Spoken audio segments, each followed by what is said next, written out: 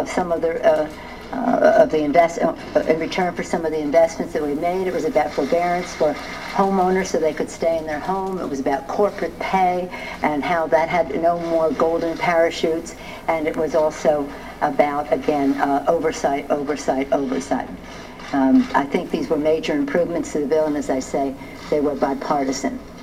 Again, the administration impressed upon us the seriousness of this crisis in terms of the markets. We know how serious this is in terms of the middle class in our country.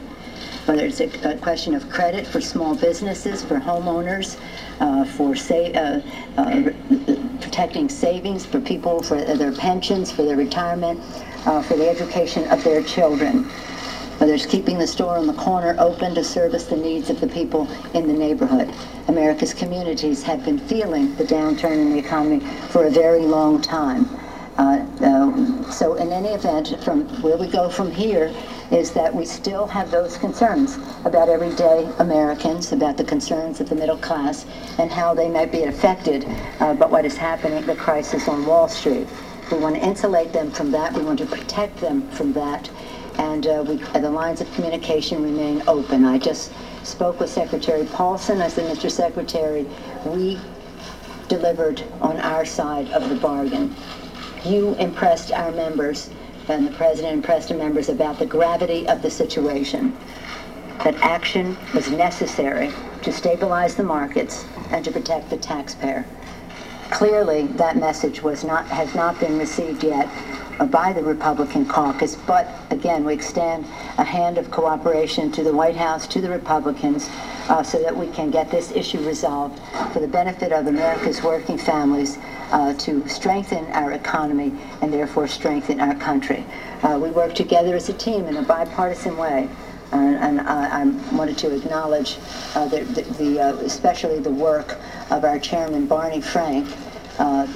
He has great knowledge of these subjects, a great intellect to deal with the challenges, and I think never have both that intellect and that knowledge been more helpful to the American people. He was also Rahm, who has been in and out of politics and spent time in the markets, was a tremendous assist to us in the negotiations so that we could find our common ground. So I want to salute them, in particular our chair, our majority leader, Mr. Hoyer, and our distinguished whip deserve a great deal of credit for their part in all of these proceedings, including getting 60% of the House Democrats to support a bill which isn't our bill. This is the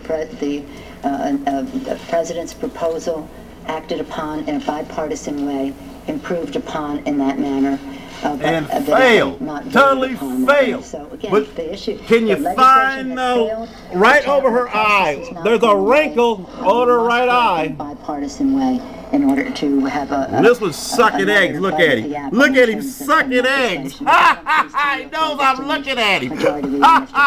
Get off the camera.